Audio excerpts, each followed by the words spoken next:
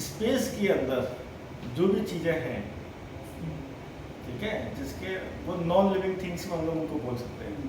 Living things के अंदर कौन आ गए? Subject, human beings, and users. Objects के अंदर क्या आ गए? जितने भी हमारे नॉन लिविंग आइटम्स हैं वहाँ पर, ठीक है। हमने लास्ट में क्या बात की थी? सब्जेक्ट मतलब हम सब्जेक्ट, ह्यूमन बीइंग्स और ऑब्जेक्ट्स हमारे नॉन लिविंग थिंग्स। सब्जेक्ट के अंदर कि सब्जेक्ट अपना रिफ्लेक्शन कहाँ देखना चाहता है? अपने ऑब्जेक्ट। ऑब्जेक्ट्स के अंदर देखना चाहता है। हमने ये बात की थी। यस ऑब्जेक्ट्स का रोल क्या है? अभी हम लोग सब्जेक्ट, ह्यूमन बीइंग्स के बारे में, एंड यूजर्स के बारे में लेटर ऑन स्टेज में हम लोग जाएंगे सेशन के। लेकिन सबसे पहले आता है कि इंटीरियर डिजाइन के अंदर जो ऑब्जेक्ट्स बहुत मेजर रोल प्ले करते हैं एंड यूजर्स के लिए, ठीक है। सबसे पहले तो हमको यह पता होना चाहिए कि वो ऑब्जेक्ट्स हैं क्या। सर ऑब्जेक्ट्स लाइक दैट कि एक बेडरूम के अंदर बेड हो गया, वार्डरोब, हमारा ये टीवी पैनल वगैरह, ये जितने भी फर्नीचर्स हैं और पेंटिंग्स या जो भी हो गया, लाइटिंग वगैरह, सब ऑब्जेक्ट्स। सारा ऑब्जेक्ट्स में आ गया। सही बोला इसने कि जितना भी फर्नीचर आइटम है, ठीक है, जितने भी वॉल हैंगिंग्स हैं, जितने भी वॉल आर्ट्स हैं, ठीक है, जितनी भी आर्टिफैक्ट्स हैं, ठीक है, वॉट एवर, मतलब यू कैन सी, मतलब कि जो भी एंड यूजर्स उनको देख सकता है, जिनको वो देख सकता है, छू सकता है, फील कर सकता है, वो सारे ऑब्जेक्ट्स हैं, ठीक है। वो जो ऑब्जेक्ट्स है ना, is very very important for them, for the end user. किस किस सेंस में वो इंपॉर्टेंस रखते हैं? मतलब सब्जेक्ट के अकॉर्डिंग उस पर वर्क होना है, सब्जेक्ट के अकॉर्डिंग काम होना है, क्योंकि उसको एक्सपीरियंस करना है। यस दूसरा, और अगर हम लोग विद द पर्सपेक्टिव ले, स्पेस के अकॉर्डिंग पर्सपेक्टिव में लें, तो ऑब्जेक्ट्स का रोल क्या है?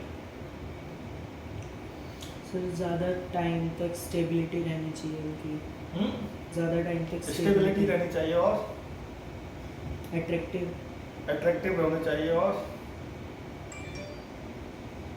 अपने सब्जेक्ट के अकॉर्डिंग सारी चीज़ें कि उन्हें कैसा फील हो रहा है।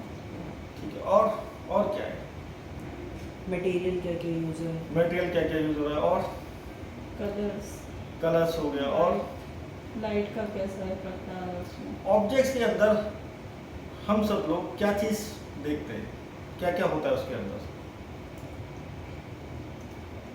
उसके अंदर कलर्स होते कलर्स हो हैं, गए, डिजाइन होती है, मटेरियल कलर्स हो गए, शेप्स हो गई, फॉर्म्स हो गई, टेक्सचर हो गया, ठीक है, और एल्स लाइट हो गई, लाइटिंग इफेक्ट हो गया उसके ऊपर, और फिनिशिंग होगी उसकी, फिनिशिंग्स हो गए, और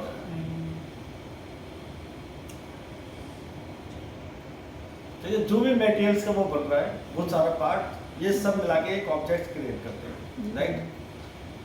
अभी मेरा फिर नेक्स्ट क्वेश्चन ये आता है कि ऑब्जेक्ट्स, बहुत सारे ऑब्जेक्ट्स हैं, वो आपस में सिंक्रोनाइज कैसे करेंगे?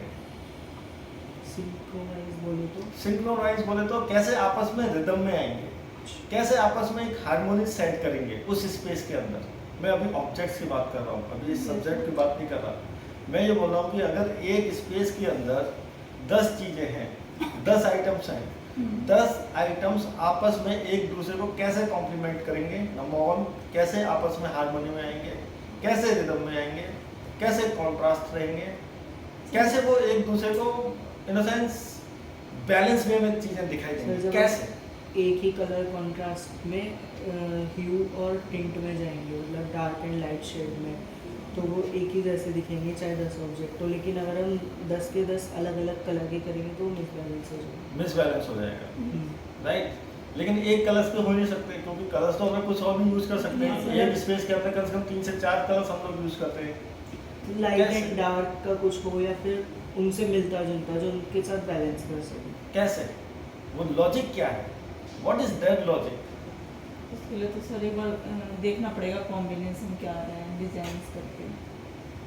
वो तो कुछ भी आएगा। सब्जेक्ट ने बताया कि मुझे ये टेस्ट है, मेरा ये प्रेफरेंस है, ठीक है, मुझे इस तरह की फीलिंग चाहिए, हम लोग उसके अकॉर्डिंग उसको कलर सेट वगैरह सब कुछ बना के दे रहे हैं। लेकिन जो ऑब्जेक्ट है वो आपस में सिंक्रोनाइज आपस में हार्मनी कैसे सेट करेंगे? अगर हार्मनी सेट नहीं कर पाए तो जो एंड यूजर है वो कैसे उनको फिर एक्सपीरियंस फील करेगा, उसको कैसे भी मजा आने वाला है स्पेस के अंदर। जैसे हम लोग ह्यूमन बीइंग्स आपस में जो हमारी हार्मनी होती है, आपस में हम लोग सिंक करते हैं, सेम ऐसे ऑब्जेक्ट भी आपस में सिंक करते हैं। ये समझ लो, अगर अच्छे से डिजाइन है ना, हर ऑब्जेक्ट एक दूसरे के साथ ऐसा लगेगा कि वो एक दूसरे को बात कर रहा हो। अगर अच्छा सा डिजाइन है, अगर बहुत ही बैलेंस, प्रोपोर्शनेट, रिदम, हार्मनी, ठीक है, सब कुछ उसके अंदर है ना, तो आपको इस स्पेस के अंदर जाते हुए मतलब यू विल फील कि यार सारे ऑब्जेक्ट ना बहुत मजे कर रहे हैं आपस में। चाहे वो फर्नीचर है, चाहे वो सेंटर टेबल है, चाहे वो वॉल क्लॉक है, चाहे वो आर्टफैक्ट्स है, चाहे वो वॉल पेंटिंग्स हैं, बट चाहे वो लाइट्स हैं, वॉट एवर इट दिस, सब एक दूसरे के साथ मिले जुले बहुत अच्छी तरीके से दिखाई देते हैं। उसके पीछे की साइंस क्या है, उसके पीछे का लॉजिक क्या है? This is the part, this is a very important part, कि जैसे हम लोग ऑब्जेक्ट को, हम लोग एक साइड बात कर रहे हैं कि सब्जेक्ट का जो रेफरेंसेस है या सब्जेक्ट की जो छवि है, रिफ्लेक्शन है, वो हम लोग ऑब्जेक्ट्स में दिखा रहे हैं। जब तक ऑब्जेक्ट्स अपने आप में एक रिदम में हार्मनी में नहीं रहेंगे, तब तक एंड यूजर भी रिदम में हार्मनी में उस घर में नहीं हो पाएंगे, क्योंकि रिफ्लेक्शन, क्योंकि उनका साइकोलॉजिकल इम्पैक्ट उनके ब्रेन पे पड़ेगा। ठीक है, तो सबसे पहले as being a interior designers हमारा काम ये रहता है कि जो हमको इनपुट मिला, इन द सेंस जो हमको क्लाइंट ने बोला है कि हमको ऐसा ऐसा चाहिए, हमको ये काम कराना है, ठीक है, हमारा ये आउटपुट होना चाहिए, वो आउटपुट को लेके हमें ऑब्जेक्ट्स को सबसे पहले डिजाइन करना है, और वो उस सच में डिजाइन करना है कि वो आपस में तालमेल में रहे, बैलेंस में रहे। आपने देखा होगा कि हर ऑब्जेक्ट में कोई ना कोई कलर होता है। पहले आप पहले ये बताओ मुझे कि आप किसी भी स्पेस में आपको कोई चीज कलरलेस दिखाई देती है? नहीं। कोई भी चीज नहीं। स्पेस से बाहर, इन द सेंस बिल्डिंग से बाहर, नहीं। आपकी लाइफ में नहीं। कोई ऐसा आइटम है जो कलरलेस दिखाई देता है? नहीं। तो कलर जो है हमारे लिए बहुत बहुत इंपॉर्टेंट है। हर चीज का एक कलर है। अगर आप लैमिनेट भी जाओगे उसका भी कोई कलर, डिफाइंड कलर है, चाहे वो नेचुरली है। आप अगर फैब्रिक में जाएंगे उसका एक डिफाइंड कलर है।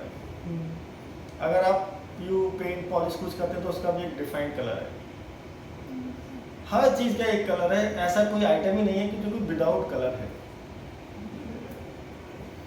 तो अगर उनको, और हाँ, कलर जो ऐसा पार्ट है जो कि सारी चीज को कवर अप करता है। सपोज करो कोई सोफा है, सोफे का बेस आपको मैक्सिमम में नहीं दिखाई देता क्या है, लेकिन उसको कवर अप कौन कर रहा है? कलर। फैब्रिक कवर अप कर रहा है। फैब्रिक में क्या है? कलर है। सेम बैट, कोई भी आर्टिफैक्ट्स है, वो उसके अंदर का जो बेस है वो तो छुपाई हुआ है। अगर कोई भी आर्टिफैक्ट्स किसी वुडन आइटम का बना हुआ है और वो वुडन आइटम के ऊपर तो कोई ना कोई कलर ही है, राइट? तो इसके लिए ऑब्जेक्ट्स को हार्मनी में लाने के लिए हमको समझना होगा कलर इफेक्ट्स। कलर इफेक्ट समझने से पहले हमको समझना होगा कलर की साइकोलॉजी।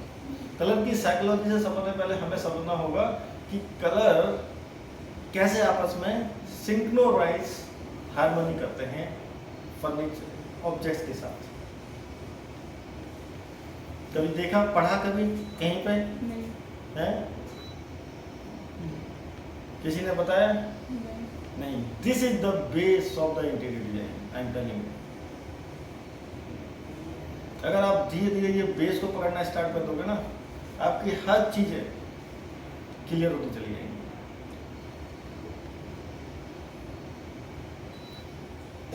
एक एग्जांपल लेते हैं।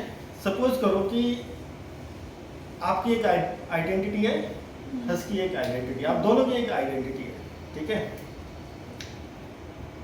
आपके अंदर अपनी आइडेंटिटी को लेकर एक प्राउड है, ईगो है, ईगो जैसा है कि यार मेरे मेरे अंदर है, वो किसी के अंदर नहीं है, सेम हर्ष के अंदर है। क्या आप इस माइंडसेट को लेकर एक दूसरे के साथ हार्मनी कर सकते हैं, एक रिदम में आ सकते हैं? नहीं। आ सकते हैं क्या? नहीं? यस, बोलो। क्योंकि दोनों में सेम चीज़ें तो आ सकते हैं। सेम चीज़ की बात ही नहीं हो रही। तेरे अंदर एक अलग आइडेंटिटी है, ठीक है? तुम कह रहा है कि ये मैं जानता हूँ और कोई नहीं जानता है, मतलब कि ये चीज़ खाली मेरे पास है, और तुम कह दो कि ये एक चीज़ है, ठीक है, मेरी ओरिजिनलिटी है और ये ओरिजिनलिटी किसी के पास नहीं है, ठीक है? अब क्या आप दोनों अपने अपने ईगो को लेके बैठे हुए हो, क्या मेरे पास ये मेरे पास है, तो क्या आप वो ईगो को साथ में लेते हुए दोनों सिंक्रोनाइज हो सकते हो कि नहीं? नहीं हो सकते। क्यों? तो ईगो है हमारे अंदर। Then? जो मेरे पास वो किसी और के पास है तो मुझे जानेंगे नहीं। नहीं, तब भी मतलब कि क्यों नहीं कर सकते सिंक्रोनाइज? अच्छा, सिंक्रोनाइज करने के लिए क्या करना पड़ेगा? बैलेंस में आना पड़ेगा। कैसे एक ही आओगे? पॉइंट पे। कैसे आओगे बैलेंस में?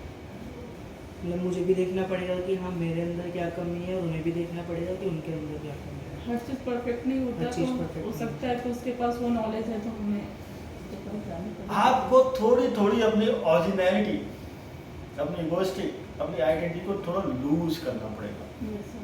जैसे ही आप अपनी आइडेंटिटी, अपनी इगोइस्ट, ठीक है, और अपनी ओरिजिनलिटी को लूज करते हो, then you can get the harmony with yourself, Yes. ये both of you.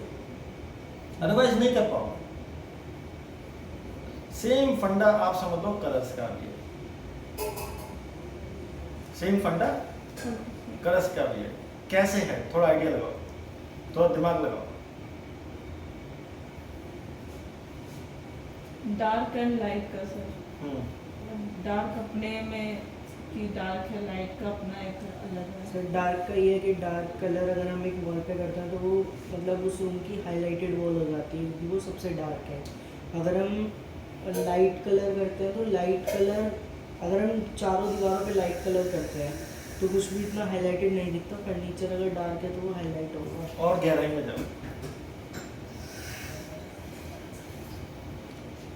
Sir basically dark colour करने से हमारा चाहे रूम कितना भी बड़ा हो वो छोटा ही लगेगा। नहीं, इसमें अभी रूम की डार्क कलर की बात ही नहीं हो रही है। इसमें ऐसी कोई बात ही नहीं हो रही है कि हमको कहीं पर लाइट कर रहे हैं, कहीं डार्क कर रहे हैं। अभी तो बात हो रही है आइडेंटिटी की, ओरिजिनलिटी की बात हो रही है। सर लाइट कलर को डार्क की नीड होती है थोड़ी, dark लेकिन डार्क को लाइट की नहीं है, तो उसकी अपनी एक अलग ओरिजिनलिटी है। और डार्क कलर मतलब ये होता है वो स्ट्रॉन्ग फील होता है उसमें। और गहराई में जाओ। मैंने क्या बोला भाई? You are the one person, he is the one person. आप दोनों डिफरेंट हैं, आप अलग अलग डिफरेंट हैं। अभी आपके अंदर डार्क और लाइट आएगा कहीं पे, आपके अंदर आएगा कहीं पे भी नहीं आएगा ना। देन तो कलर्स में आप कलर्स को भी आप ऐसे ही समझोगे। कलर्स को भी आप ऐसे ही समझोगे। आप मुझे बताओ, कलर का जो रियल कलर है, ओरिजिनल कलर है, उसे क्या बोलते हैं? Red yellow. नहीं, उसे बोलते क्या है? ओरिजिनल कलर को प्राइमरी, सेकेंडरी और टर्शियरी। ये तो बहुत बात की बात है। उसकी जो प्योरनेस है, कलर की जो प्योरनेस है, दैट इज, उसको बोलते हैं लोग ह्यू, HUE, ह्यू। वो उसकी प्योरनेस फॉर्म है कलर की। Yes, sir. अगर रेड कलर है ना, तो उसकी रेडिश एकदम dark red colour, that is the pure form. Yes, sir. ह्यू से टिंट और शेड पे वो तो जाता बात की बात आती है, उसका red is the pure form. Yes, sir. Same yellow is the pure form, Yes, green. उसी कलर में RGB करके, ठीक है। Yellow is the red form, green is the real form. ये फॉर्म है आपस में। नाउ यू थिंक, अगर इनकी ओरिजिनल फॉर्म्स को अगर हम लोग एक स्पेस में डालें तो कैसा लगेगा वो स्पेस? नहीं अच्छा लगेगा। क्यों नहीं अच्छा लगेगा? चुभने लगता है सर। चुभने लगता है। क्यों चुभने लगता है? सर क्योंकि वो बिल्कुल स्ट्रॉन्ग है, ह्यू है और ओरिजिनल कलर है। ओरिजिनल कलर है, और दूसरी चीज़ है वो आपस में हार्मनी नहीं create नहीं क्रिएट कर रहे हैं। हार्मनी क्रिएट करने के लिए क्या करना पड़ेगा? थोड़ा डाउन आना पड़ेगा, हाँ, और डाउन आना पड़ेगा, किसी को थोड़ा डार्क, किसी को डाउन। थोड़ा Yes, sir. इसलिए आपने देखा होगा कि सारे कलर्स स्पेस के अंदर, इंटीरियर्स के अंदर एक जैसे एक फॉर्म में नहीं होते हैं, ठीक है? उनके टिंट, टोन, शेड्स में वो डिवाइडेड होते हैं, क्योंकि आपको उनको हार्मनी में आने के लिए ना अपनी अपनी ओरिजिनलिटी को लूज करना पड़ता है। Yes.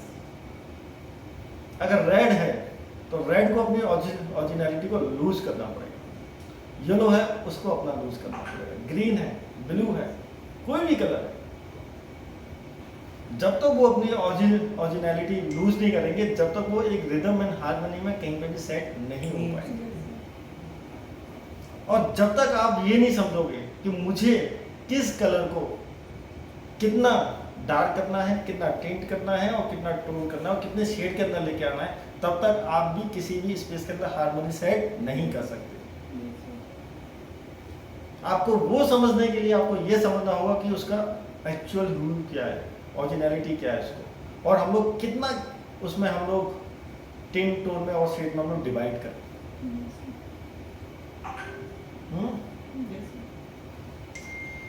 ये ऑब्जेक्ट है। अब ये ऑब्जेक्ट कलर्स में ऐसा नहीं कि खाली हम लोग पेंटिंग वाले कलर्स की बात करें, ये कलर्स किसी में भी हो सकता है। ये कलर्स आपका फैब्रिक में भी हो सकता है, ये आपका लेदर में भी हो सकता है, ठीक है? ये आपका कलर ट्यूब फॉर्म में भी हो सकता है, ठीक है? ये आपका कलर लाइट फॉर्म में भी हो सकता है, ठीक है? लाइट का एक इम्पैक्ट कर रहा है, वो उस कलर को क्या शो कर रहा है वो भी हो सकता है। तो बीइंग ए इंटीरियर डिजाइनर इन सब चीज़ों का हमको ध्यान रखना है कि हमको किस कलर को किस किस रेशियो के अंदर हमको टिंट, टोन एंड शेड के अंदर उस स्पेस के अंदर डिवाइड करना है, जिससे कि वो सबसे पहले जितने भी ऑब्जेक्ट्स हैं वो एक अपनी हार्मनी सेट कर लें। जब वो अपनी हार्मनी सेट कर लेंगे तो वो क्लाइंट के ऊपर एक साइकोलॉजिकल इम्पैक्ट जाएगा ब्रेन के ऊपर, तो उनके अंदर भी उनको जो कलर्स किए हुए हैं उनको देख कर उनके अंदर भी हार्मनी क्रिएट हो जाएगा। आएगा ही आएगा। प्रैक्टिस, इसके लिए प्रैक्टिस। कितना रेशियो के कलर आपको हर, अगर सपोज करो अगर आप 3 कलर यूज कर रहे हो एक स्पेस के अंदर, स्पेस के अंदर बोले तो ऑब्जेक्ट्स में, तो आपको ऑब्जेक्ट्स डिफाइन करने पड़ेंगे कि आपको कौन से ऑब्जेक्ट्स को हाईलाइट करना है, किस ऑब्जेक्ट को आपको म्यूटेड रखना है।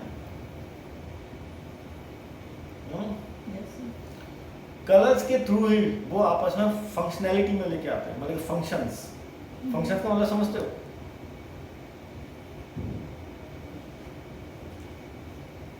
एक रिदम में हार्मोनी का पार्ट हो गया, उनमें वो कलर से किया।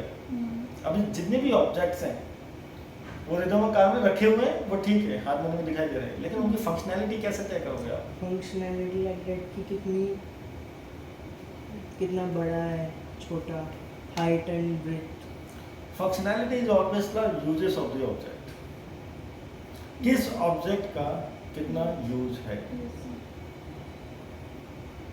एंड यूजर उस ऑब्जेक्ट को कितना यूज कर रहा है। आपको इसके साथ साथ फंक्शनैलिटी भी तय करनी होगी कि एक स्पेस के अंदर अगर आपके पास 5 से 6 ऑब्जेक्ट्स हैं, उनकी एक्टिविटी के टाइम पे कितने यूजेस है। Good my point.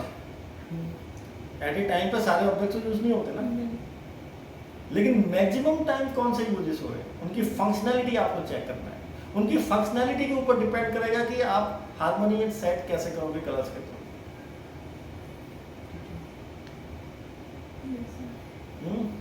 कुछ समझ में आ रहा है कि सब स्विच के ऊपर से जा रहा है? कैसे एक कलर्स हार्मोनी सेट करता है?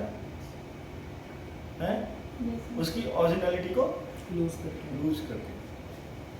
इंटीरियर का मतलब ही यही है, जब आप किसी इंटीरियर के स्पेस को डिजाइन करते हैं ना, तो जो एक्चुअल है, चाहे वो लकड़ी क्यों ना हो, वो अपने ओरिजिनलिटी लूज करता ही करता है। चाहे वो मेटल ही क्यों ना हो, चाहे वो फैब्रिक ही क्यों ना हो, चाहे वो लाइट ही क्यों ना हो।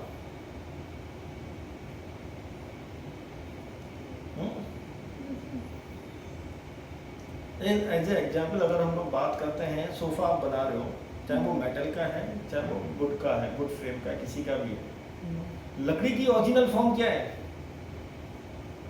ब्राउन। वुडन। वुडन तो है ही, वुडन तो फर्नीचर है ही, लेकिन उसकी एक्चुअल फॉर्म क्या है? जब वो फैक्ट्री में आती है किस फॉर्म में आती है? Oak. Oak okay, solid wood का name so log, log log. Log के फॉर्म में आती है। लॉग के फॉर्म में बड़े बड़े लॉग्स हैं। जब वो अपने लॉग्स की ओरिजिनलिटी को लूज करते हैं तब जाके वो फर्नीचर में कन्वर्ट होते हैं। सारा इंटीरियर के अंदर, इंटीरियर डिजाइन के अंदर जितने भी ऑब्जेक्ट्स आप देख रहे हैं ना, सब अपनी अपनी एक ओरिजिनलिटी लूज करके उनको एक मोल्ड किया जाता है एंड यूजर के अकॉर्डिंग।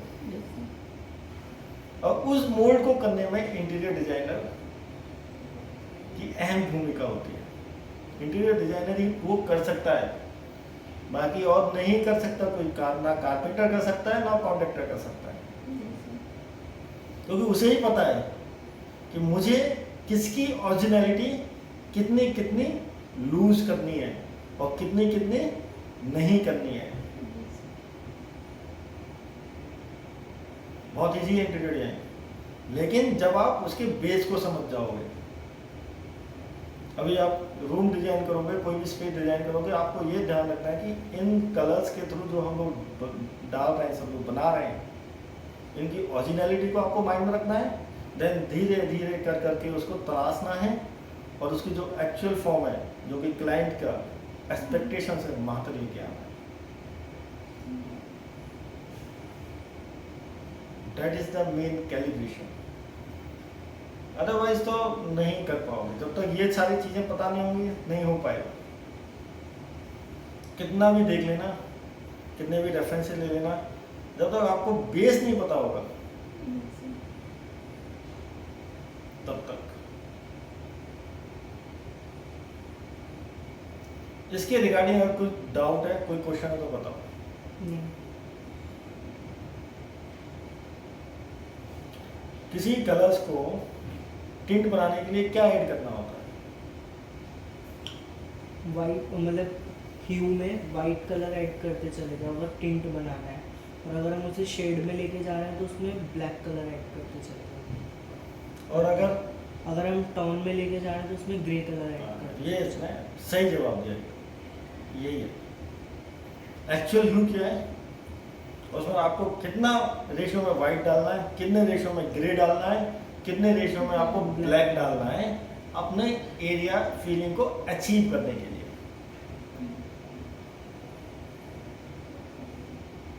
क्योंकि एक स्पेस के अंदर ह्यूमन बीइंग से ज्यादा एक ऑब्जेक्ट जगह लेते हैं, लेते नहीं लेते हैं?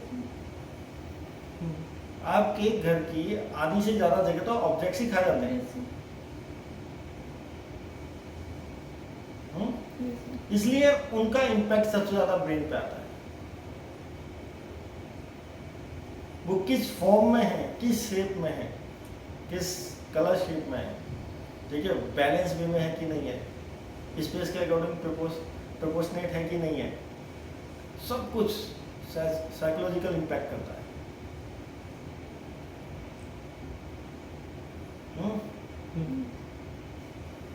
तो जब भी डिजाइन कर रहे हो तो आंख बंद करके कुछ भी चीज डिजाइन नहीं करनी है।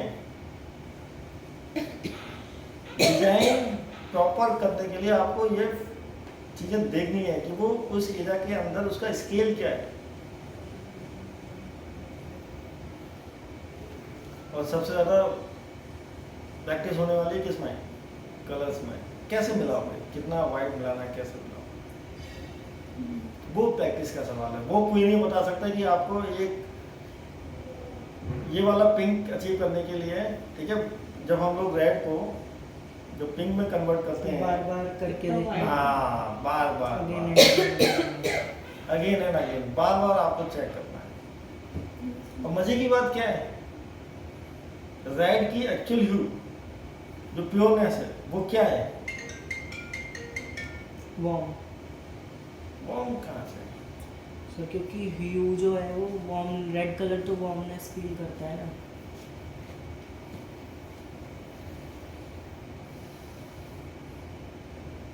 अगर हम लोग बात करें रेड का जो एक्चुअल है वो एक एग्रेशन का है। Yes, sir. पैशन का है, एनर्जी का है। जिसके अंदर एनर्जी है वो रेड कलर को जितना आप उसके अंदर टिंट में कन्वर्ट करते जाओगे उसमें वो धीरे धीरे धीरे एग्रेशन से केयरिंग में आ जाता है, Yes, sir.